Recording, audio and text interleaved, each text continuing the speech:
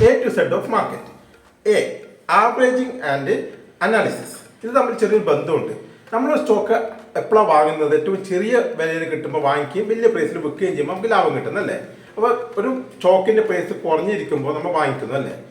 പിന്നെയും താഴേക്ക് പോകുമ്പോൾ നമ്മൾ എന്ത് ചെയ്യും? ആവറേജ് ചെയ്യും. അതായത് പിന്നെയും വാങ്ങും അല്ലേ. പിന്നെയും താഴേക്ക് പോകുമ്പോൾ പിന്നെയും വാങ്ങും. അതിനെയാണ് ആവറേജ് ചെയ്യുക എന്ന് പറയുക. ഇത്തരം ആവറേജ് ചെയ്യുമ്പോൾ നമ്മൾ ശ്രദ്ധിക്കേണ്ട ഒരു കാര്യമുണ്ട്. എന്തുകൊണ്ട് സ്റ്റോക്കിന്റെ പ്രൈസ് താഴേക്ക് പോയി? അപ്പം ആ ആവറേജ് ചെയ്യണമെങ്കിൽ നമുക്ക് ഒരു സപ്പോർട്ട് വേണം. എന്താണ്? നമ്മൾ അനാലിസിസ് ചെയ്യണം. ഈ അനാലിസിസിന്റെ ബേസിൽ മാത്രമേ നമ്മൾ എന്ത് ചെയ്യൂ? ആവറേജ് ചെയ്യാൻ പാടുള്ളൂ. ഈ സ്റ്റോക്കിന്റെ പ്രൈസ് താഴേക്ക് പോകാൻ കാരണം എന്തെങ്കിലും പെർട്ടിക്കുലർ കാരണം സ്റ്റോക്കിന്റെ, അതായത് ആ കമ്പനിയുടെ പെർഫോമൻസുമായി ബന്ധപ്പെട്ട് ലോങ് ടൈമിലേക്ക് എന്തെങ്കിലും വലിയ ഇഷ്യൂസ് കൊണ്ടാണോ സ്റ്റോക്കിന്റെ പ്രൈസ് താഴേക്ക് പോയതെങ്കിൽ നമ്മൾ ഒരിക്കലും ആവറേജ് ചെയ്യാൻ വേണ്ടി പാടില്ല. അതിനാണ് ഈ അനാലിസിസ് നമ്മളെ സഹായിക്കുന്നത്.